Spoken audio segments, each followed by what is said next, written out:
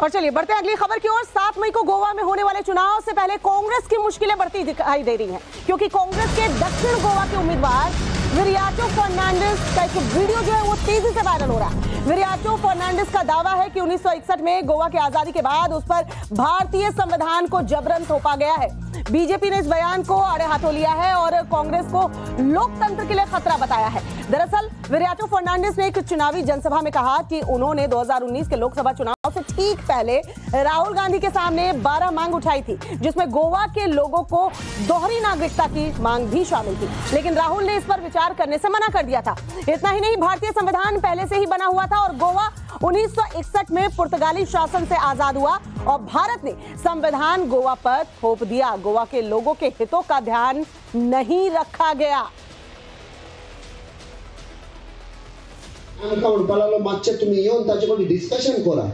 आमी 12 प्रश्न मांडले आनी त्या 12 इश्यूजान एक इश्यू हाडलो, we demanded dual citizenship for the citizens of Goa. आनी तेन्ना ताणें विचारलें, इज इट कॉन्स्टिट्यूशनल? आमी म्हणलें नो। तो म्हणपाक लागलो then no discussion. I said sorry, I said sir please listen, Constitution was implemented on 26 January 1950. We were not part of India. आणि जेन्ना 1961 आम्ही लिबरेट झाले, ते कॉन्स्टिट्यूशन पळय तुम्ही पास केले, जाका आमकां तुम्ही इन्क्लूड करूंक ना, ते हाडून आमचे तकलेर मारले। तो कांग्रेस के उम्मीदवार विरियाटो फर्नांडिस के इस बयान के बाद गोवा के सीएम प्रमोद सावंत ने भी पलटवार किया है, कांग्रेस पर बड़ा हमला बोला है। विरियाटो फर्नांडिस ने फ्रीडम फाइटर्स का अपमान किया है। प्रमोद सावंत का यह कहना है कांग्रेस की वजह से गोवा को देर से आजादी मिली। प्रमोद सावंत ने तमाम बातें कही हैं। गोवा के लोग कांग्रेस की सोच का जवाब देंगे। विरियाटो को गोवा के लोगों से माफी मांगनी चाहिए। आज 60 साल के बाद इस तरह का कैप्टन विरियाटो ने स्टेटमेंट करके फिर एक बार अपने फ्रीडम फाइटर्स का अपमान किया है, संविधान का अपमान किया है। इसलिए मुझे लगता है कि उन्होंने गोवा के लोगों की माफ़ी मांगनी चाहिए, फ्रीडम फाइटर्स की माफ़ी मांगनी चाहिए। This is the mentality and mindset of the captain Viriato.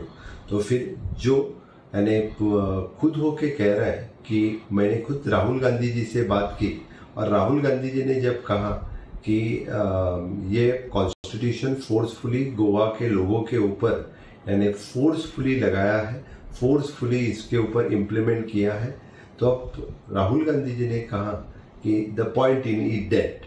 तो ये राहुल गांधी जी ने भी कहना, मुझे लगता है कि ये कांग्रेस के लिए इस तरह से ये कॉन्स्टिट्यूशन का अपमान है। और जो कांग्रेस यानी कॉन्स्टिट्यूशन बदलने की बात भारतीय जनता पार्टी को कह रहे हैं, इस कॉन्स्टिट्यूशन से बाबा साहेब आम्बेडकर ने जो कॉन्स्टिट्यूशन लिखा और बाबा साहेब आम्बेडकर का जो कॉन्स्टिट्यूशन इस भारत देश संविधान जो लगाया, सबसे ज्यादा डर किसका है? तो कांग्रेस का है। और राकेश त्रिवेदी हमारे सहयोगी इस वक्त हमारे साथ जुड़ चुके हैं। राकेश, कांग्रेस लगातार बीजेपी पर आरोप लगा रही है कि अगर बीजेपी फिर से सत्ता में आई तो संविधान बदल देगी, लेकिन विरियाटो फर्नांडिस का ये जो बयान सामने आया है, वीडियो जो तेजी से वायरल हो रहा है, उस पर कांग्रेस का कोई भी आला कमान कुछ कहने को तैयार है भी या नहीं? पार्टी को कम से कम स्टैंड क्लियर करना चाहिए।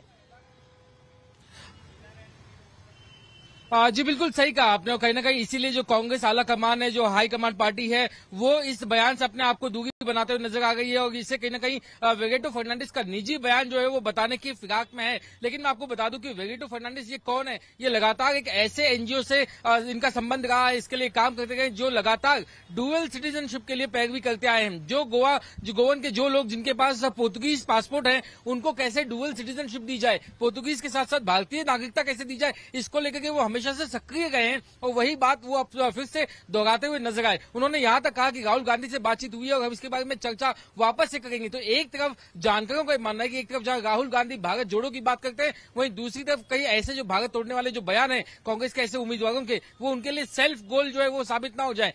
वही दूसरी तरफ जैसे कि आपने कहा कि एक तरफ उन्हें इस बात की चिंता है कि कहीं प्रधानमंत्री जो है वो संविधान बदल ना दे। अगर आपको ये संविधान इतना ही पसंद है कि वो बदला ना जाए, तो दूसरी तरफ आप ही के उम्मीदवार कहते हैं कि ये संविधान उन पर थोपा गया है। तो पहले पार्टी को तय करना पड़ेगा कि संविधान जो है वो क्योंकि चुनाव के बाद इस तरह के जो बयान अगर सामने आते हैं तो वो काफी नुकसान भी पार्टी को उठाना पड़ सकता है। ऐसे में पार्टी को स्टैंड क्लियर करना चाहिए। राकेश, बहुत बहुत शुक्रिया तमाम जानकारी